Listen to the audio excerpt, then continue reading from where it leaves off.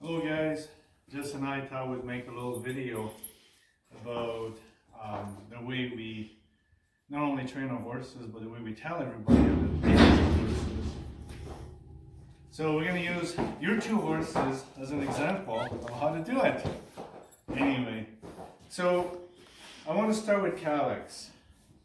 Calyx is a very special boy. He was my boy and I love him to death.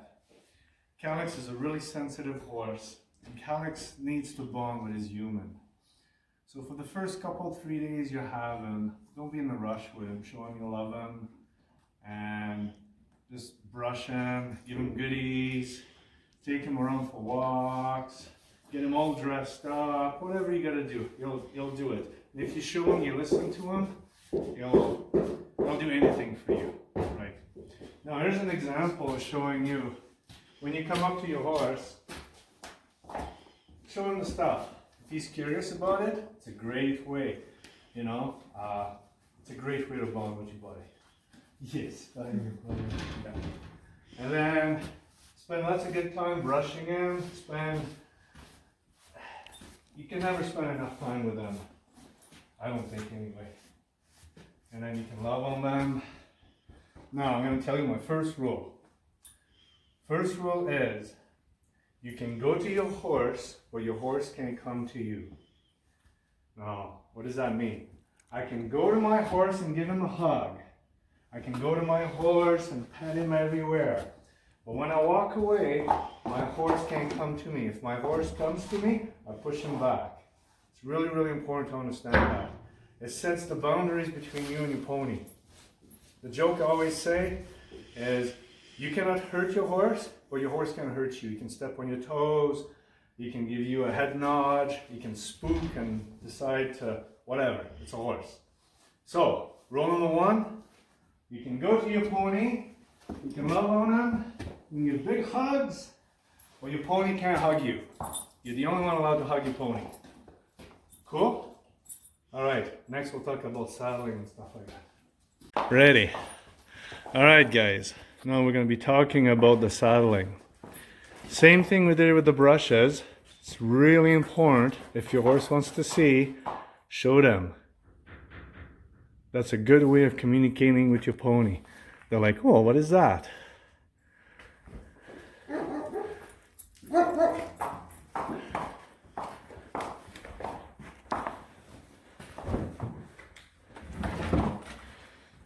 Same thing with the saddle.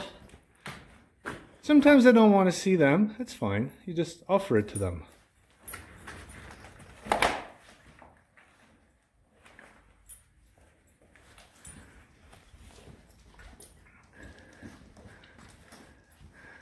Got my cinch.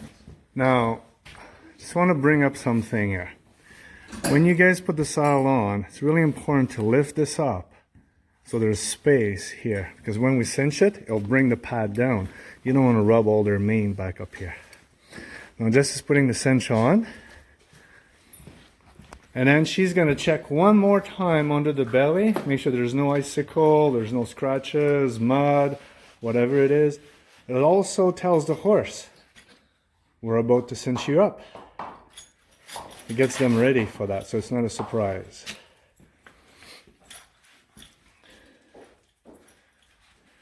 If you guys have any questions, you can always give us a call.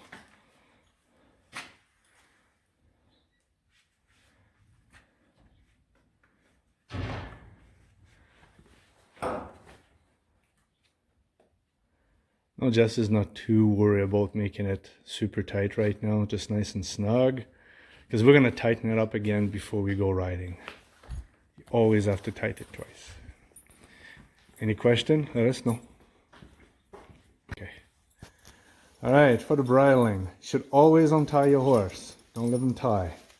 It's a good habit to get into, so that way they don't feel that they're trapped. Now, a nice finished horse like Hope, she doesn't need to ride with that. So we take the halter off. And she does the same thing. She shows it to her. Waits. She basically puts it in her own mouth. You don't have to force it, nice and easy. And then you put it on.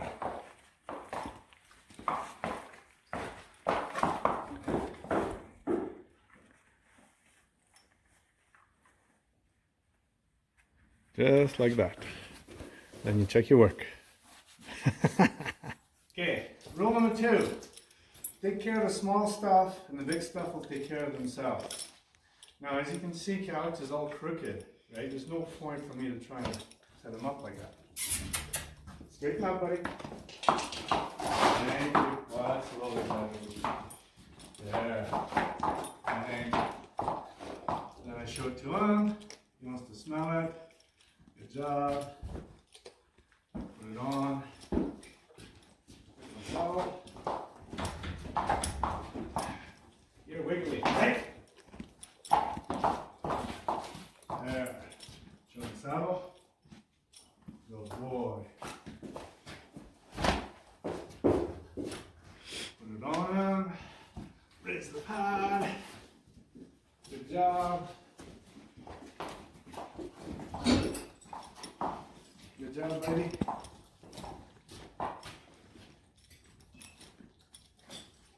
Put the cinch on.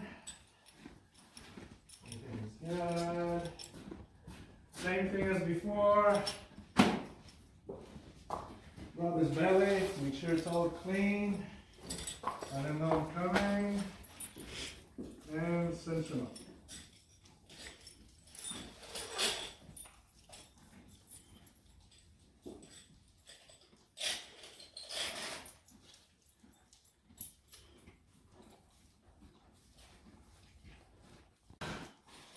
Alright, so I put the lead line around his neck, so I still have control over him. Touch his nose, hi buddy, come up. Oh yeah. Put that in, put that in. This is a little big for you.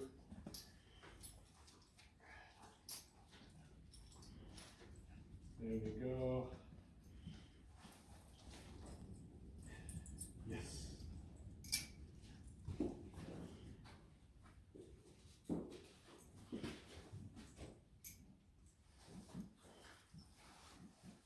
Okay, so now we're going to do what I like to call the pre-ride check. It's really important to do them for 2 reasons. 1, it gives you the confidence your horse is ready to be ridden. And 2, it tells your horse what's coming next. We're going to go riding. So first thing first, we're going to tighten up the cinch.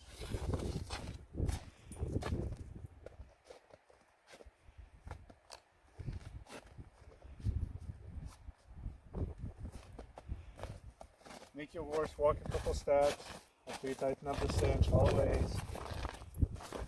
Right. So now I'm going to turn him over. First thing I want to do is I'm going to get on the side here and I'm going to ask for his head to come to me. Good boy. So now I know the left turn works. I'll ask again, and then I'll touch him with my stirrup would be to disengage the hind quarter. And there we go. We have disengagement of the hind quarter. And I'll do the same thing on the other side.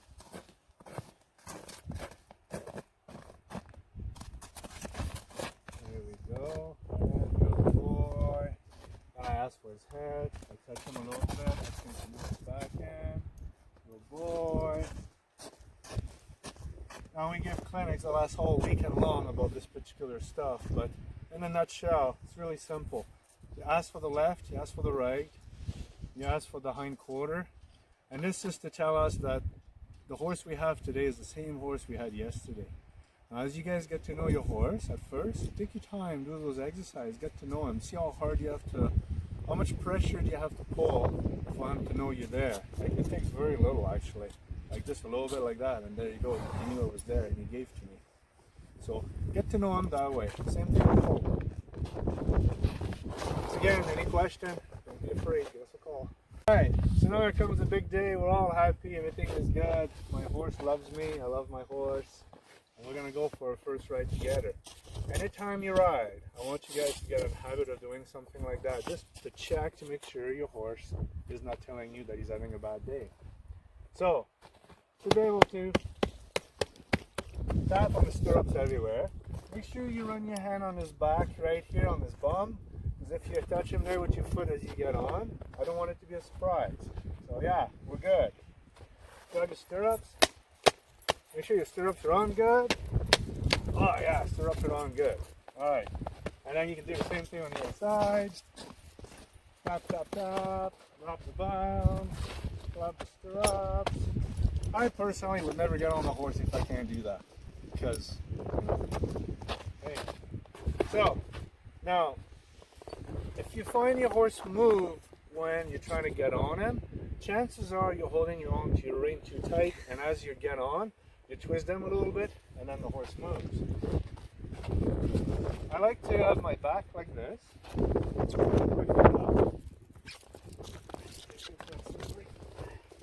And I get on.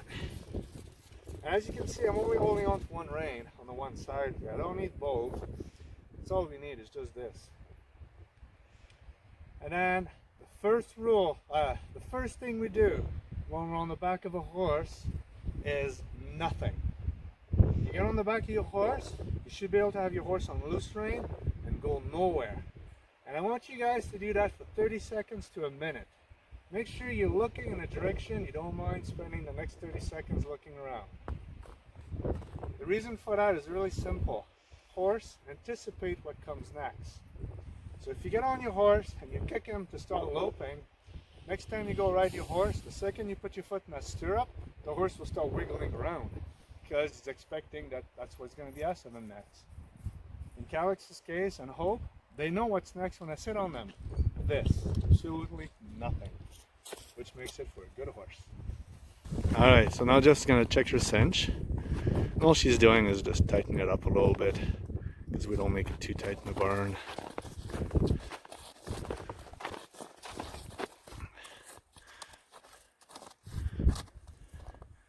If your horse moves a little bit, just correct it.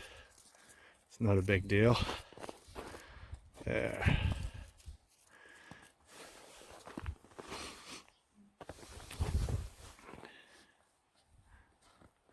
Now she's going to move her horse a few steps. Make sure that the horse is not locked up. Just make sure there's no pinching here. Make sure there's no pinching in the armpit. And now she does her pre-ride check. As you can see, she decided to do the noise stuff before she did the bending stuff. There's no hard rule. You can have fun with it. Does the same thing on the other side. Now, if your horse moves and does something that it should not be doing, maybe your horse is telling you that, hey, listen, you need to do that a little more with me.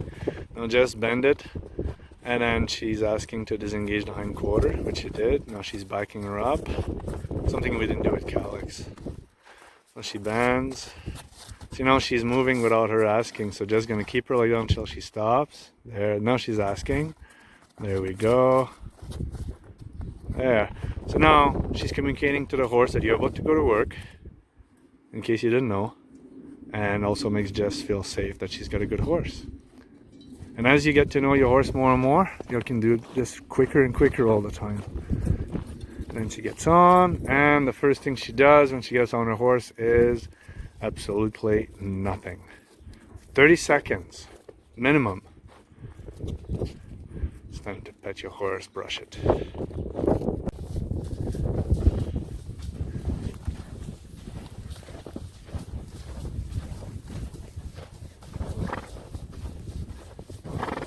He is Calix.